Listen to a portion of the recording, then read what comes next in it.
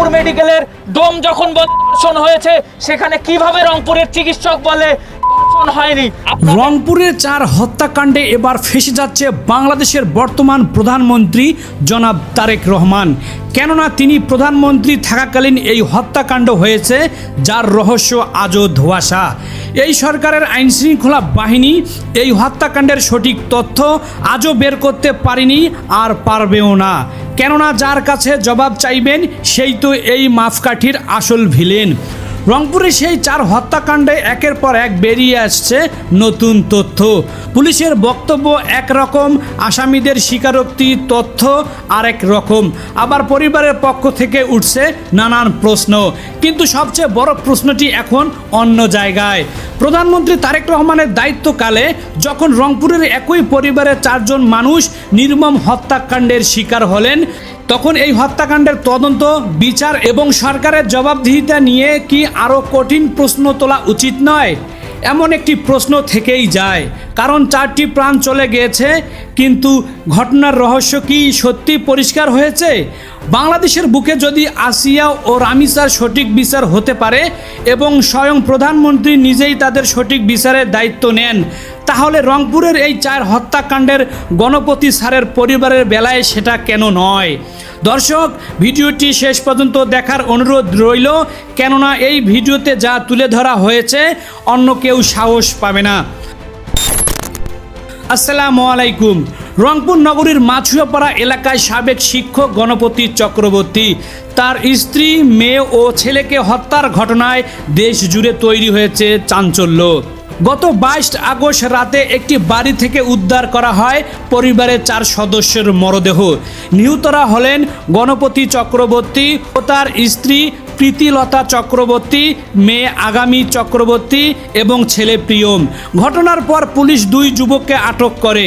পুলিশের ব্রিফিংয়ের তথ্য অনুযায়ী মাদক সেবনে বাধা দেওয়াকে কেন্দ্র করে এই হত্যাকাণ্ড ঘটতে পারে বলে জানিয়েছেন পুলিশ।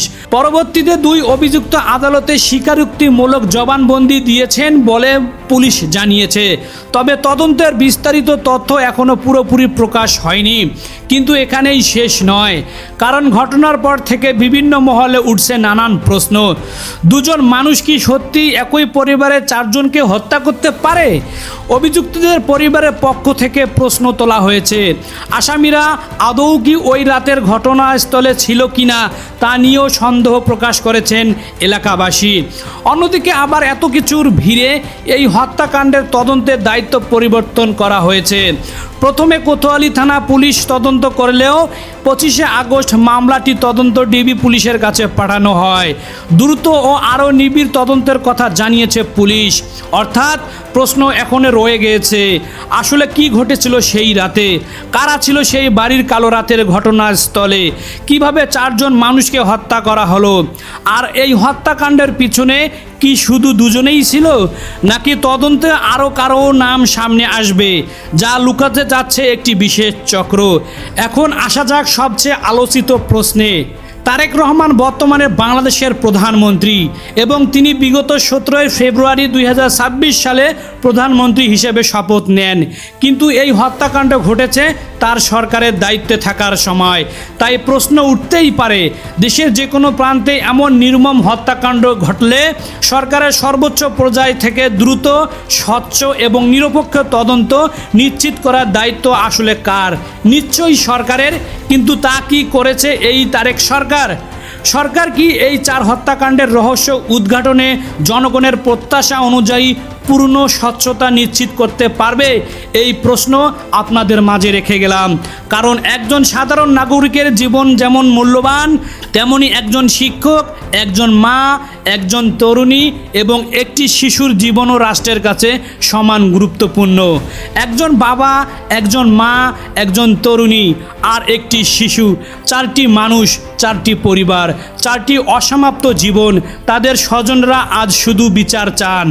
তারা তাকিয়ে আছে সেই সঠিক বিচারের অপেক্ষায়। তারা জানতে চান কেন এই হত্যাকাণ্ড ঘটল, কারাই বা এর সাথে জড়িত ছিল, কেন তাদের প্রিয় মানুষগুলোকে এভাবে চলে যেতে হলো না ফেরার দেশে খুব অল্প সময়ে।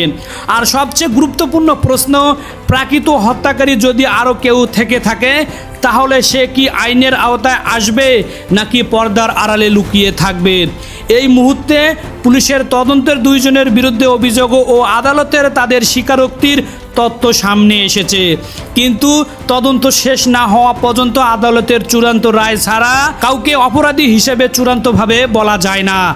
আর সেই কারণেই প্রয়োজন নিরপেক্ষ তদন্ত, প্রয়োজনে ফরেনসিক ও ময়না তদন্তের তথ্য পূর্ণাঙ্গ ব্যাখ্যা, প্রয়োজনে প্রত্যক্ষ ও পারস্পরিক সাক্ষীদের বক্তব্য যাচাই এবং প্রয়োজন ঘটনার সঙ্গে জড়িত প্রত্যেক ব্যক্তির ভূমিকা খতিয়ে দেখা। চলেন এই হত্যাকাণ্ড ঘিরে রংপুর নগরী এলাকাবাসীরা আসলে কি বলে সেটাও একটু শুনে আসা যাক।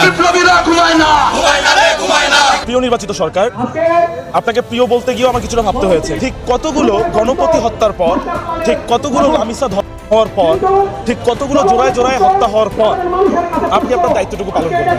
পুলিশ কমিশনার ছাড় এবং জজের যে নেগেটিভটা দাঁড় করেছে এবং ফরেনসিক রিপোর্টের সঙ্গে যে মিল পাওয়া যাচ্ছে না জিনিসটা, দিনের পর দিন, ঘন্টার পর ঘন্টা বিদ্যুৎহীন থাকার পরও আপনি ঠিক সেই প্রিয় প্রেমিকার মতো জায়গা নিয়ে আছেন। আপনার এই জায়গায় একটু ভাবা উচিত বলে আমরা মনে করি। আইন শৃঙ্খলা পরিস্থিতির যে ব্যাপক অবনতি সেটা আমরা লক্ষ্য করছি। ঘটনাটা যেখানে ঘটেছে, আমি ওই ওয়ার্ডের বাসিন্দা এবং যাদেরকে তুলে নিয়েছে আমরা চাই তারা যদি জড়িত থাকুক তাদের দৃষ্টান্তকে বিচার হোক, কিন্তু এটা কোনো দুইজনের ঘটনা নয়।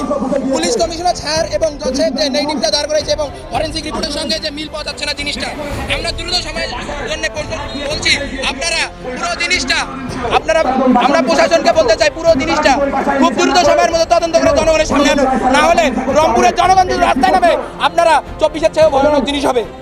প্রিয় দর্শক, তাহলে কি রংপুরের এই 4 হত্যাকাণ্ড সময়ের সঙ্গে ধামাচাপা পড়ে যাবে সঠিক বিচারের নামে, নাকি তদন্ত বেরিয়ে আসবে প্রাকৃত রহস্য? দুই অভিযুক্তদের স্বীকারোক্তিতেই কি এই মামলার শেষ কথা, নাকি তদন্তে আরও নতুন কোনো মোড় নেবে? আর সরকার কি নিশ্চিত করবে এই 4টি প্রাণের বিচার যেন কোনোভাবেই প্রশ্নবিদ্ধ না হয়? এই প্রশ্নগুলোর উত্তর এখনই সময়ে বলে দিবে। দেখা যাক এই সরকার আসলে কি করেন এই হত্যাকাণ্ড ঘিরে। রংপুরের মাছুয়াপাড়ায় সেই বাড়িতে এখন হয়তো নীরবতা, কিন্তু সেই নীরবতা ভেতরেই লুকিয়ে আছে অসংখ্য প্রশ্ন। 4টি প্রাণের বিচার শুধু একটি পরিবারের দাবি নয়, এটি আইনের শাসনের প্রশ্ন, এটি মানুষের নিরাপত্তার প্রশ্ন এবং এটি রাষ্ট্রের জবাবদিহিতার প্রশ্ন। তাই তদন্ত হোক নিরপেক্ষ, আর সত্যটা সামনে আসুক, দেখুক বাংলাদেশের 18 কোটির জনগণ। দোষী যেই হোক না কেন, প্রমাণের ভিত্তিতে তার সঠিক বিচার হোক, এই দাবি সবার। আর নিরাপদ কেউ যেন মিথ্যা অভিযোগের শিকার না হন। রংপুরের 4 হত্যাকাণ্ডের তদন্তে পরবর্তী সময়ে কি তথ্য আসে আমরা তা তুলে ধরার চেষ্টা করব পরবর্তী ভিডিওতে। এবং আমাদের এই বিশ্লেষণধর্মী নিরপেক্ষ ইউটিউব চ্যানেলটি সাবস্ক্রাইব করে পাশে থাকুন।